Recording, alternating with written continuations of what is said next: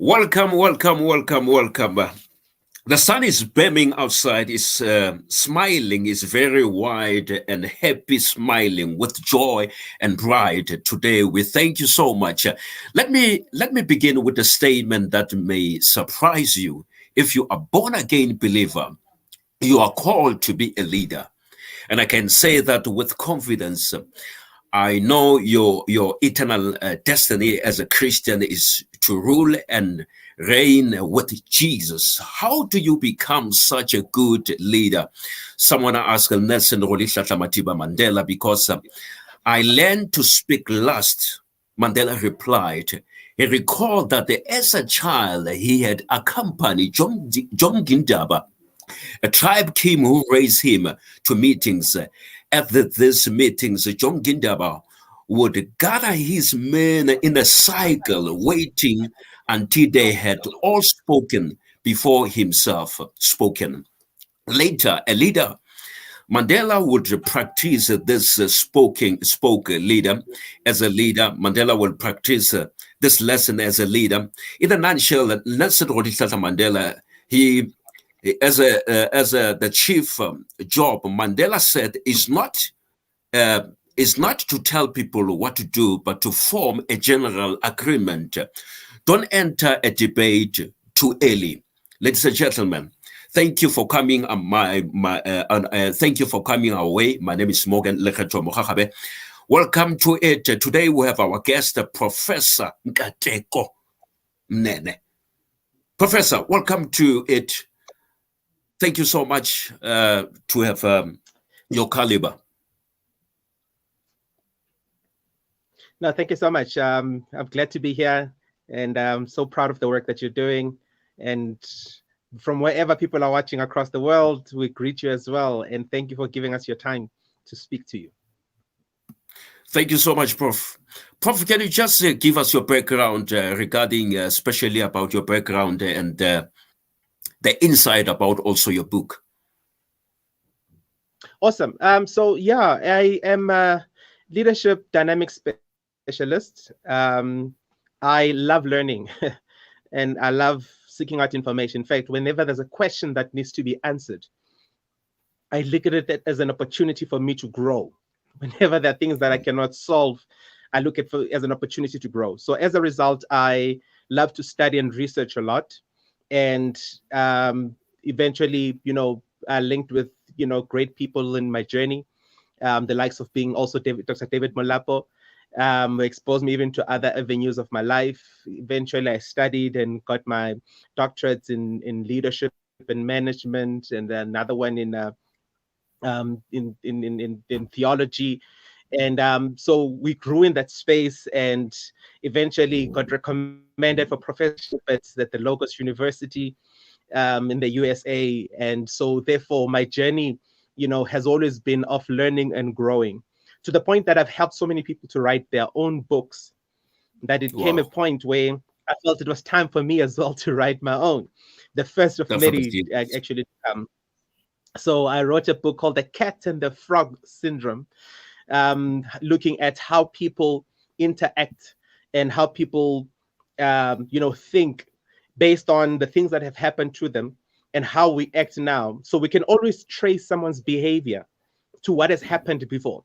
We can always trace someone's behavior to the things that they've gone through, but they do not realize that until they realize and can trace why they act the way they act, it will be hard for them to change. So this book is mainly focused on that, highlighting two distinct behaviors of a cat and a frog, to say how then can you find ways to navigate on how to change for the positive, because everybody can actually change for the positive. Powerful. Thank you so much for sharing that. We really, I believe as we just, we have the Cat and the Frog book available on Amazon, or order your copy directly. You can email as you see via on the screen. Thank you for sharing so much. We really appreciate it. Prof, how to jumpstart your personal growth with the high level of leadership? Wow. It's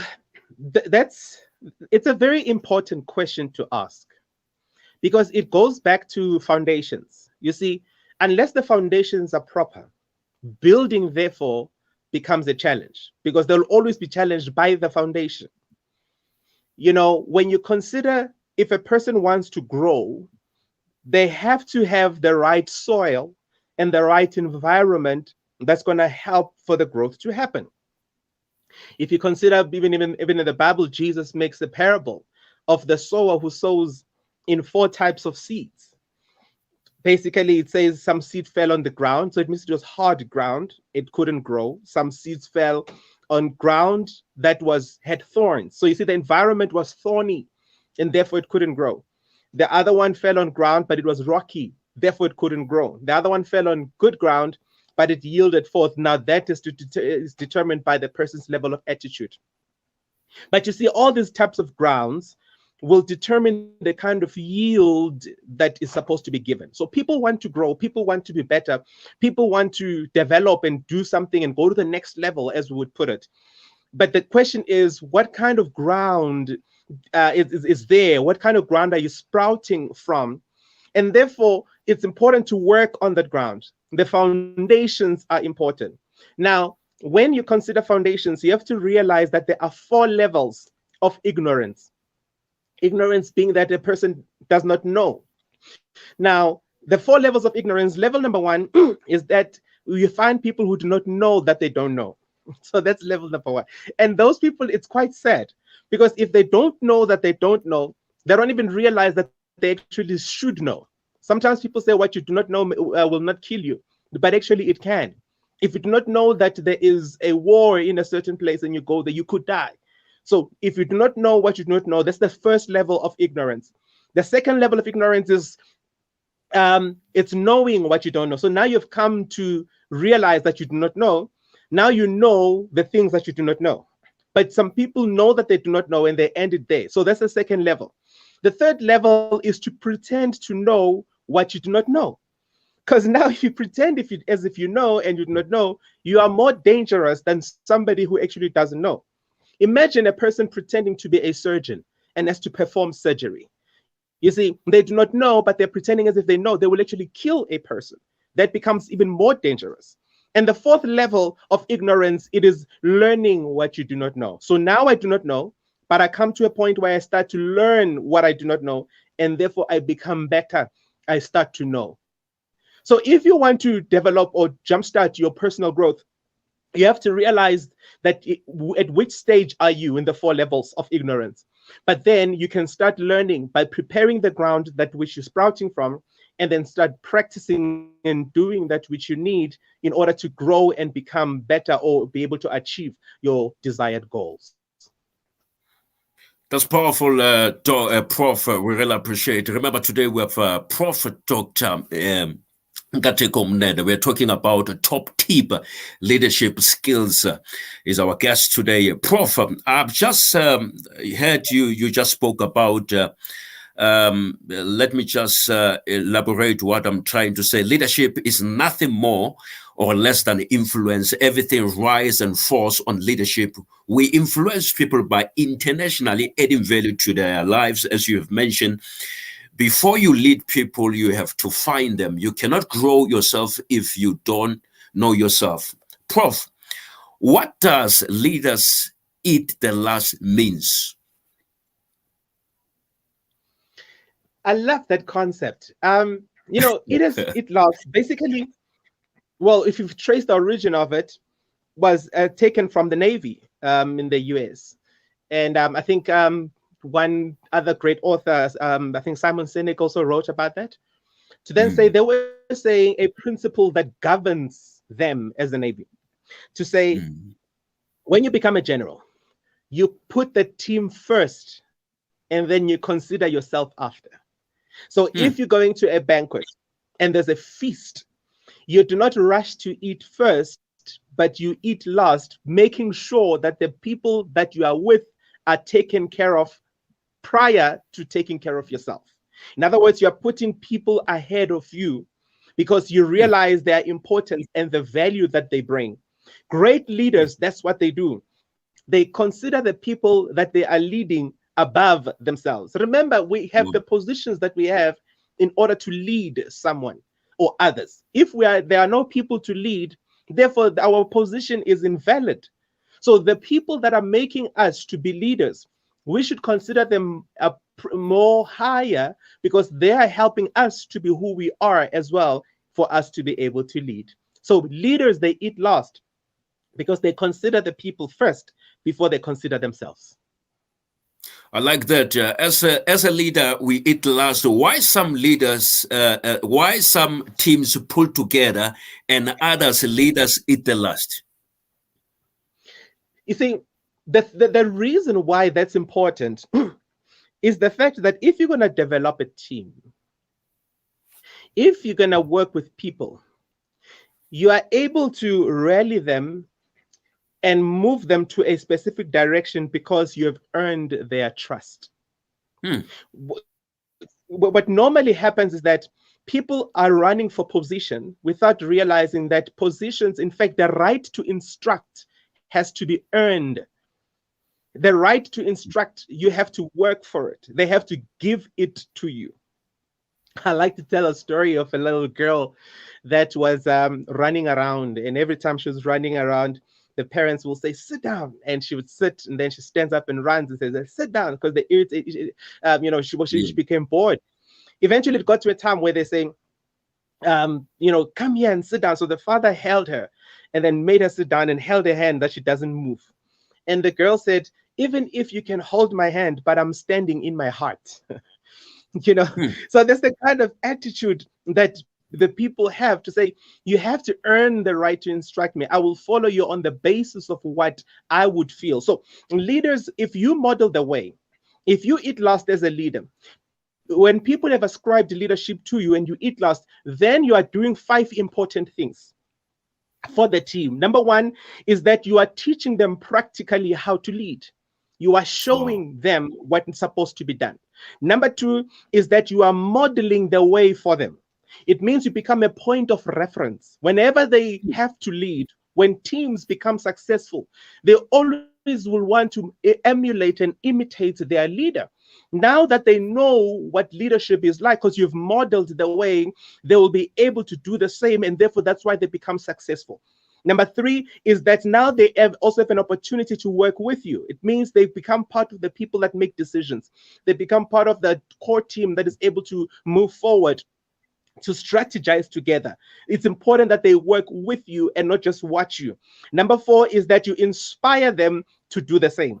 So now that they've seen it in you, you have inspired them to also do it for other people. And therefore, number 5 as well is that they now leave a legacy.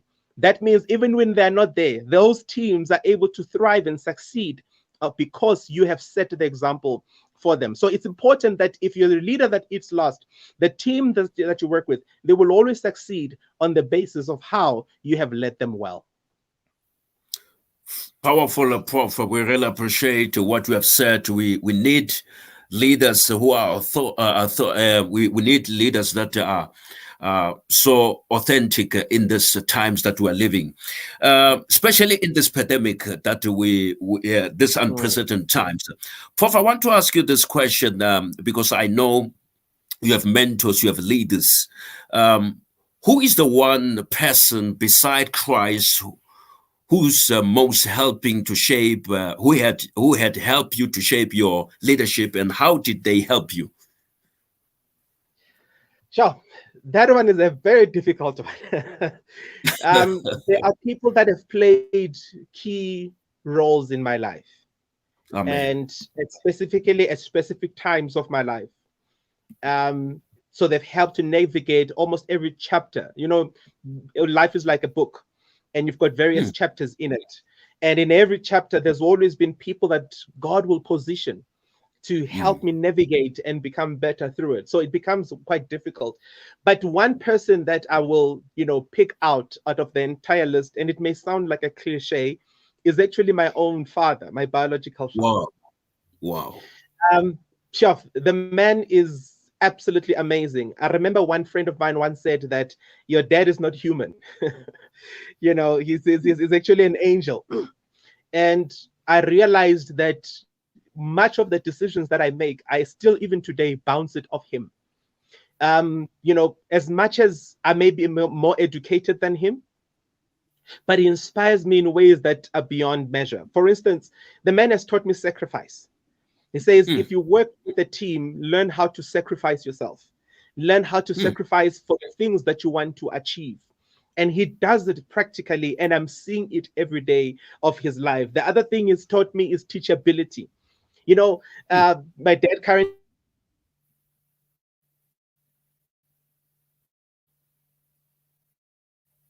now it says it's 79 years old, and calls me, to bounce it off me, and it's so important for me. As he's bouncing ideas, he will say, "What do you think about this?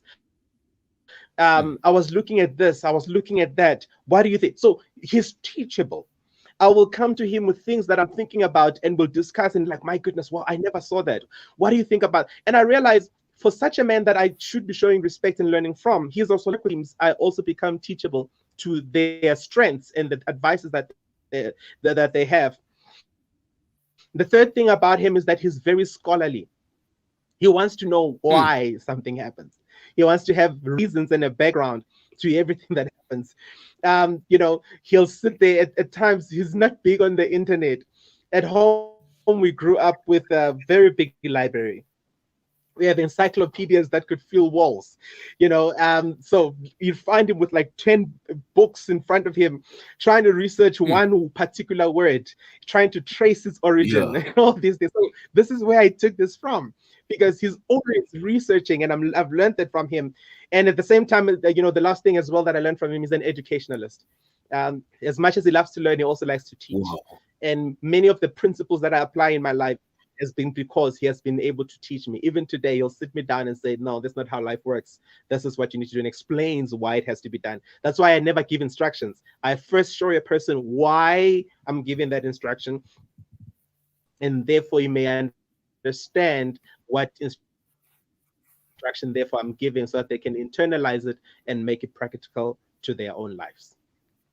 Thank you so much for the nuggets of wisdom, especially from your father. Today, we're talking about the top tip leadership skills with Prof Nkateko Mnene.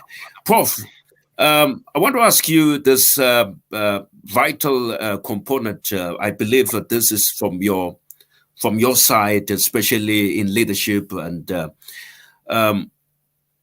my question is this: beside the Bible, what is the one book that has most helped you to shape your thoughts, process in life and ministry? Sure. That's also another trick one. I love reading. I read a lot. And but one book that stands out for me is a book by Rick Joyner. It's called The Call. Wow. He highlights a few things. So he tells a story, but it depends on the mind that is reading, how it interprets those stories to make them practical in terms of the word and application. And many times, so it's a book that I read every year, and I always pick up stuff, on my side in terms of, wow, I love this, and I've seen this happen. I can improve on these areas and so forth. So that book really stands out for me as one book that has shaped my life. That's powerful. We thank God for those people, especially the authors of today. Prof, I want to ask you regarding, there are 3 levels that we know, especially in 5 levels of leadership. There are 5 levels of leadership. Please, can you explain them, those 5 levels of leadership? Those levels are quite interesting. So here's the thing. The 5 levels, firstly, obviously, it's okay, let me just give you the 5. So it's position. Yes. The second one is permissions, production, people development, and pinnacle. Those are penned by a great author, John Maxwell. But here's the thing. One thing that I love about it is the fact that they highlight a very crucial point to say there's growth that can happen as a leader. All of those stages are showing that you start at one area, but you do not have to end at that area. So you start at position level. Now, position level is a level where you get given a title. So you can be called a leader or a manager or a pastor or a constable or a president, whatever it may be. And people will respect you on the basis of the position, but they don't respect you.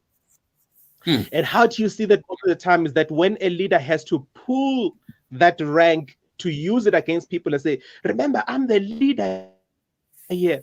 Any time that a leader, well, in most times that a leader has to say that, it's clear that his leadership is not visible. Because if you're a leader, you don't have, Jesus didn't walk around and telling people, I'm a rabbi. And no. They could, in fact, they themselves came to him and say, rabbi. Because you live it out and they see it practically. So positional leaders always want to pull rank, always want to use their title to move people.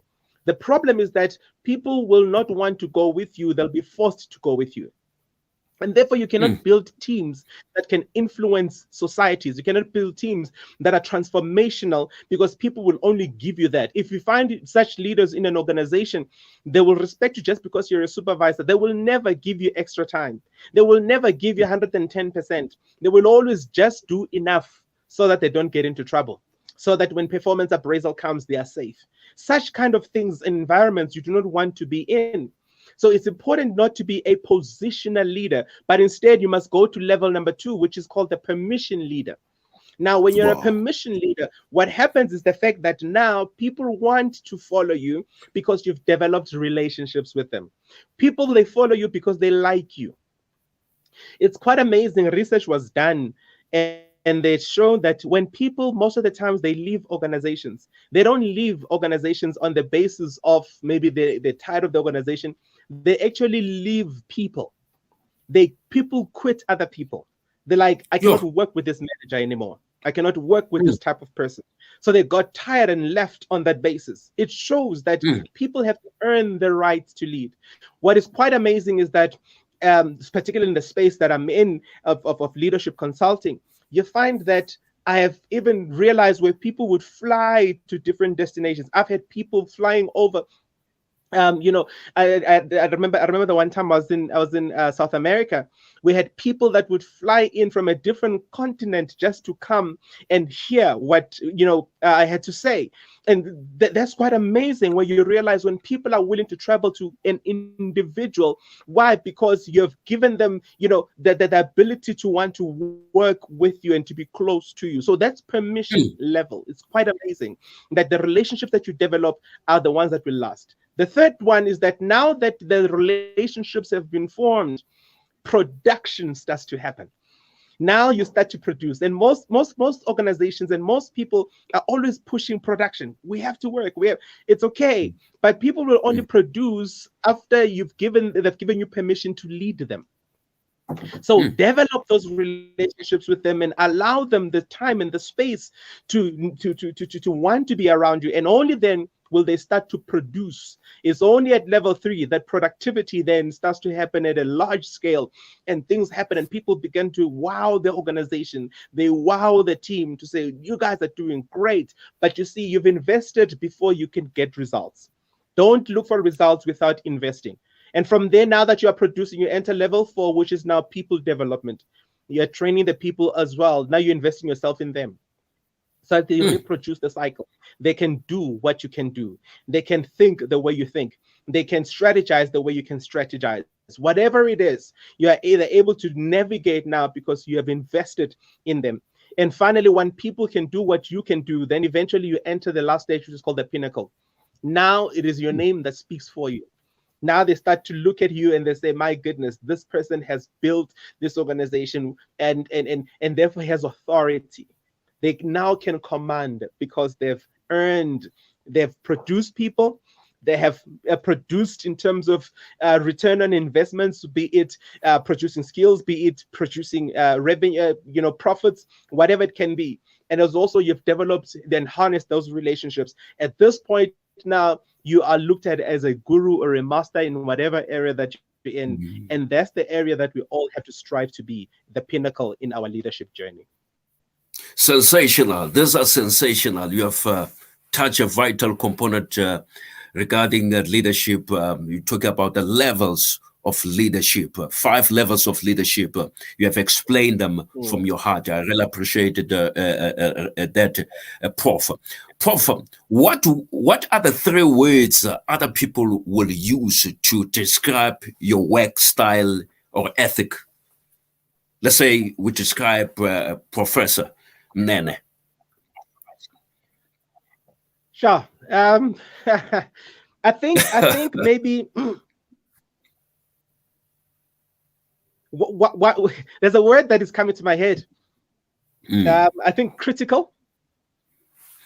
This other guy says, if they were manufacturing certain cars, he mentioned a brand which I'm not going to mention. Says, even if this car, which is supposedly perfect when it was manufactured and I was there, I would have probably shown them something wrong with it. Because he says he'll come with a full plan of how things are supposed to be, and he has thought this thing through, but still I will punch holes in that thing, But it's a skill that I think, I grew up with, to say I'm critical, not critical in the sense of being negative, but critical in the sense of let's look at all angles so that should this thing backfire, we are ready. Should this thing not work, we have looked at all angles in terms of contingency plans and so many other things. So I have a critical eye in that sense. The other thing that I would say, maybe the other word I would say, is practical. After we've been critical in things, I would always make the systems very practical. By practical, it means I simplify it so that the people can know what to do. Sometimes we have all these big languages, this jargon that we use, and we confuse people. People just need to know, if I take something here and I put it there, what do I need to do? So you just simplify the process and steps. And that's what I like. At times, even when I write reports for people, I will take a complicated document and try to simplify it. Our brains are not that complicated, so I love to just make things very practical.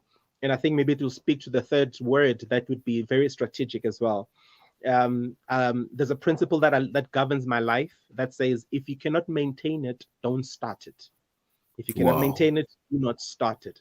Because no matter how good it will look at the end, if you can't maintain that, you'd rather it will cause more damage by starting it. So always be strategic in your approach and in everything that you do. And I think maybe those 3 could be summarizing how I approach life and the work that I do. Powerful, Doc. Prof, thank you so much. We really thank you for your time. We really appreciate how you navigate some of leadership nuggets. And what are the keys to develop leaders in your organization?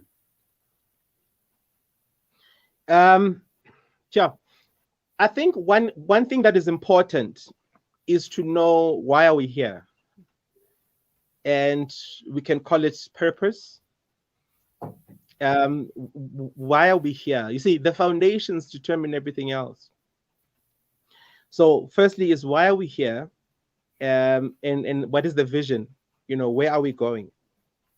If I know where we are going, then I ask the second question to say, what kind of team will I need to help me to get there? So I look at personalities, attitudes, teachability, all those kinds of things. Now, if I know what kind of team that will I need, therefore I ask myself the third question, say, what kind of skills will I need to get there?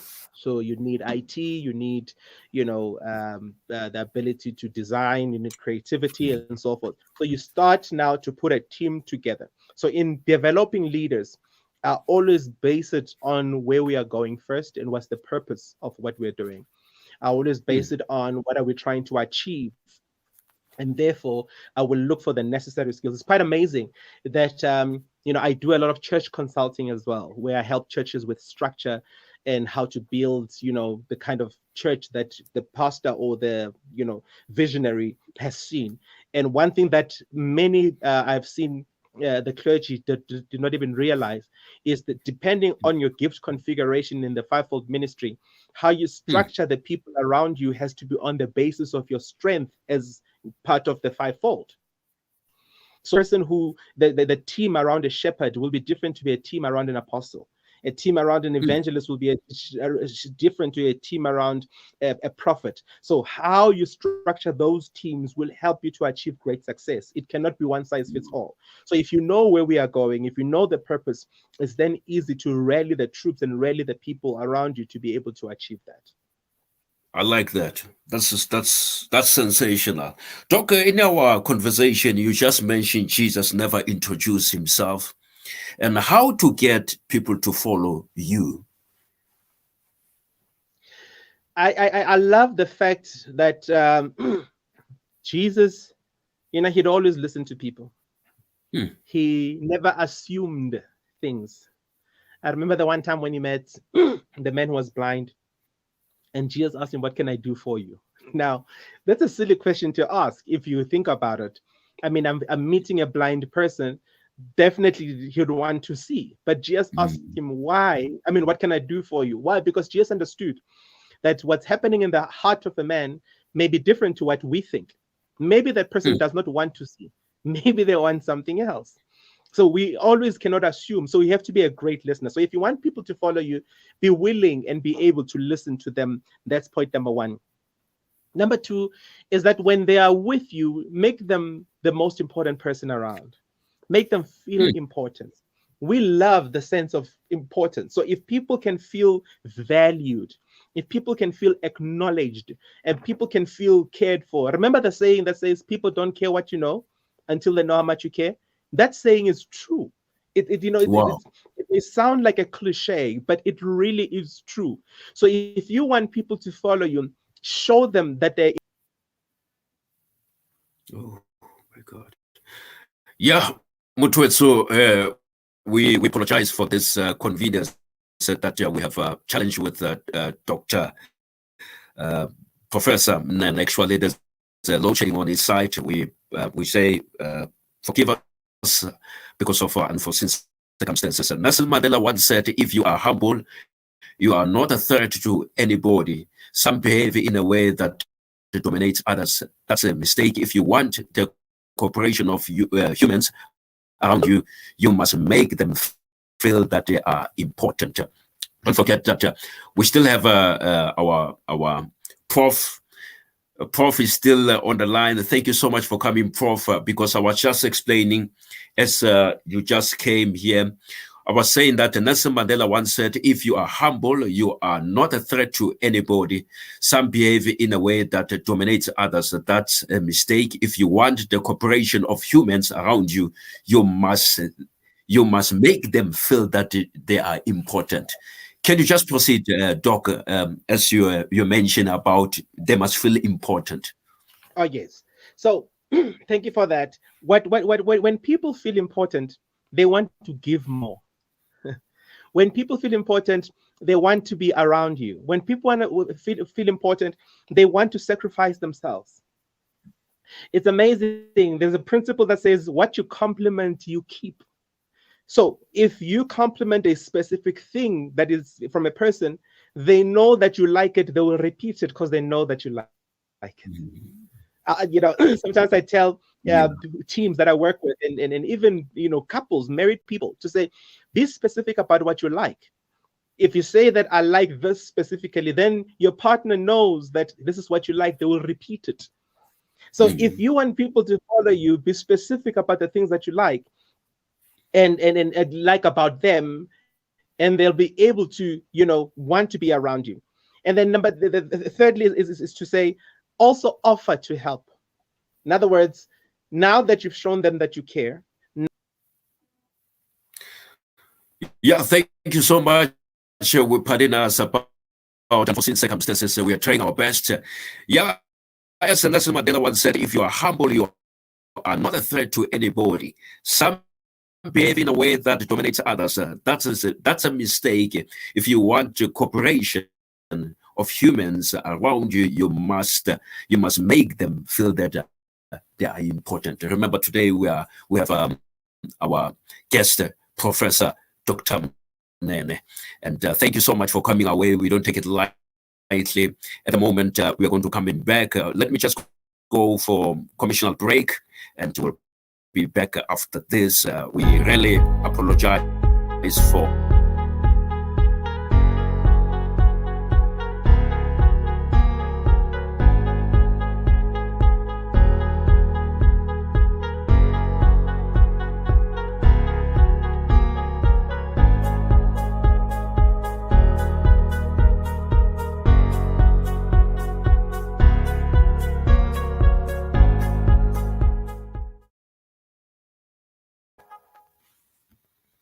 Thank you so much for coming our way. We don't take it lightly. We're talking about top tip leadership skills with Dr. Mnene. Yes, Nkateko Mnene. Thank you so much for tuning in. We don't take it lightly for your time. We thank God for your time. We thank God for your data. We thank God. We don't take it lightly. What what's our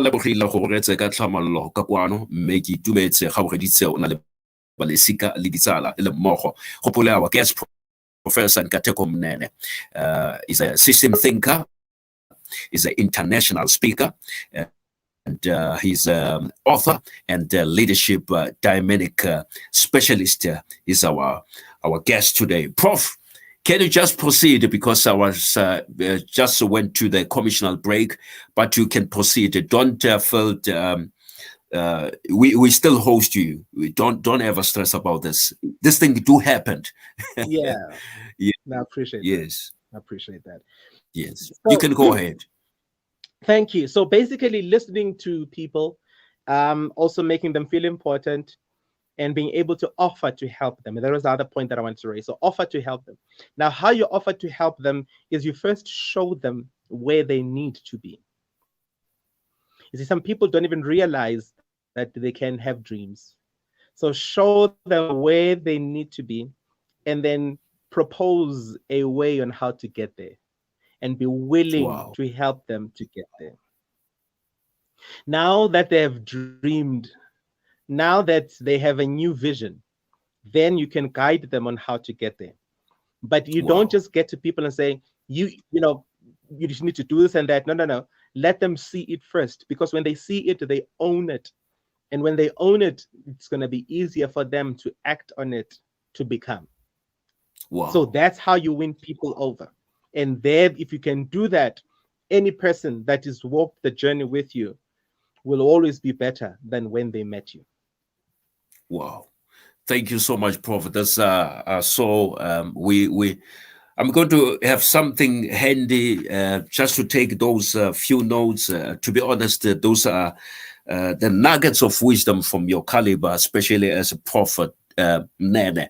Dr. Mnene, what unsolicited advice you can give to young leaders from what you have learned by experience that you have gained from other mentors? What unsolicited advice you can give the youngsters? Sure. The one advice that I always do give is learn to serve. Wow. Learn to serve. I believe I'm where I am because I served. But I served, and I served with excellence, and I served with pride in my heart. I served knowing that my time shall come. I served knowing that by making others great, I'm sowing seeds for my greatness. I served with a heart that says, whatever I do, I'm doing it as if I'm doing unto the Lord. I will serve to the point that where people would say that, don't you realize you're being abused? And I'm like, I don't care. I'm sowing seeds for where I'm going. I like that. I like that. Serve. Because all the things that you do will come back to you. And the wisdom that you gain in the process. You see, the other problem about serving, and especially us young people, is they tend to feel that the people they follow need to be perfect. And once they realize that there are shortcomings in those leaders, then immediately they reject them without realizing that nobody is.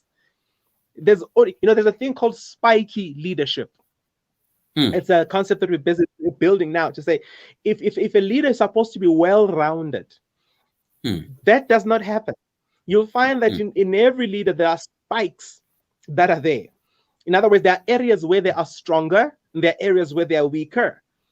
And most people that have changed societies, changed nations, changed the world, if you really follow them closely, you'll be shocked at how many weaknesses they had, that if we knew about it, we would not even love them the way we do. But we didn't care about those weaknesses. Why? Because they excelled at the things that they were good at. So when you are serving people, you are serving on the basis of, you're serving them knowing that even if there may be these kinds of things that I do not like, but I do not stop serving, because you realize that you are sowing seeds for where you are going. And whatever a man sows, that will also reap. It will come back to you, and you experience greatness. And people will say, how did you do that? But the secret is in serving. Hallelujah. Yeah, the secret is been planting seed. You need to plant seed, as you're saying, Doc. I really appreciate that this is a powerful, sensational. Doc, what next about Prof Nkateko Mnene? What's next about Prof? Because people want to know you, especially in this, especially before we go to that, the last question. What's next about Prof? What's your advice, especially in this pandemic? Especially people are not working. Some they've lost their loved ones. Especially, many things has been, this unprecedented times. There are a lot of, situation that happened in this pandemic. What is your advice in this pandemic? Firstly, I want to say to all the people that have lost jobs, lost their loved ones, and their lives had to change, is firstly, I'm sorry. Yeah. I think we all are struggling in some way, in some form, and we just have to work together to rebuild each other and be there for one another. Yes. So, let us be comforted and know that God is with us even during this time. But with that said, I would like to urge every person that is going through a challenge to then say, what can I learn from this? Now, we can face a crisis and decide that we die with the crisis. Or we can face a crisis and decide to emerge stronger. And we can actually emerge stronger. If it means that you have to do whatever it takes in order to survive, please do it. There's a typical example that I love, that when a person would do this with their hand, and as they move their hand, they start to feel the wind. And if they stop, the wind stops. Wow. But if they do this again, they feel the wind. In other words, this wind is not automatic, it's created by the action that I'm taking. So if you want things to change in your life, if you want money, if you want whatever it is, you have to then start doing what you need to do in order to feel that wind. If it means learn a new skill, learn a new skill. If it means go to school, go to school. If it means shadow someone, shadow someone. If it means go volunteer in some organization with the hope of absorption, you would have gained experience even if they don't absorb you. Just do something. Do what needs to be done in order to get the wind coming your direction. You can't just sit back and say, play victim.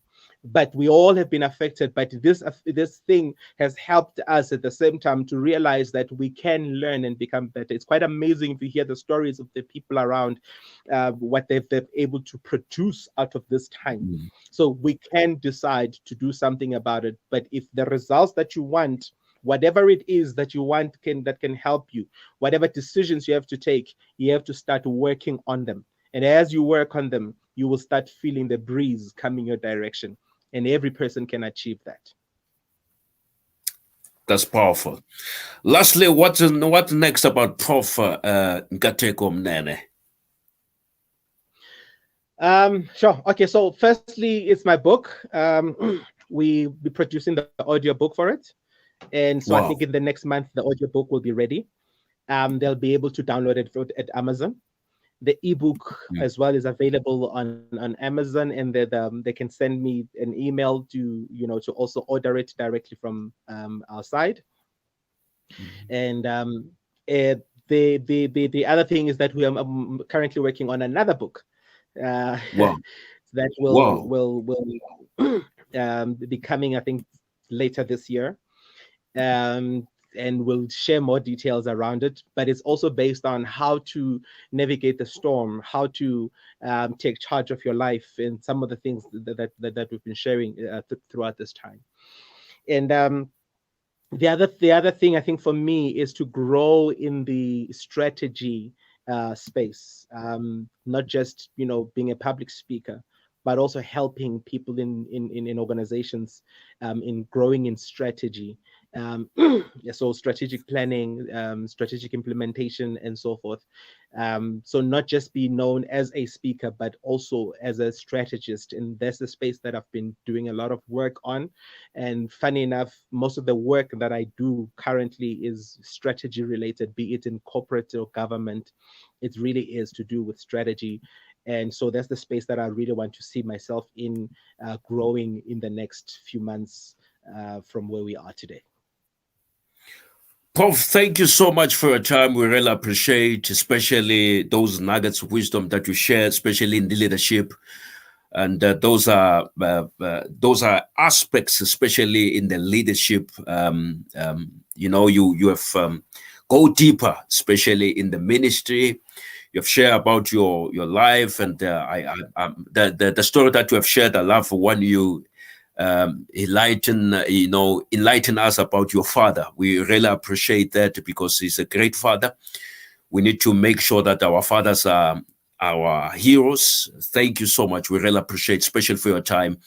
And may good Lord keep you and bless you, Prof. Amen. Amen. Thank you so much. Thank you so much for having me. It's been great, and I'm looking forward to where your show is going, and even part of it in the future. I think great things will be coming out of this space. No, thank you so much, Prof. We really appreciate your time, especially we know you are busy. Can you just tell me? I know I never asked you this question about the farming. Can you just tell us about the farming? Because I can see you have a hat on the. Yeah, just tell us about it, because I know you're the entrepreneur. Yeah, Prof, just step out, because we're talking about the farming, but to be honest, is one of us aspect that he has much grown on that in stature. Ladies and gentlemen, thank you so much for coming our way. I'd like to thank you so much for tuning in. May good Lord bless you and increase you. Much appreciated to use your data. May good Lord keep you and bless you until we meet again. My name is Morgan Lekgetho Mogagabe.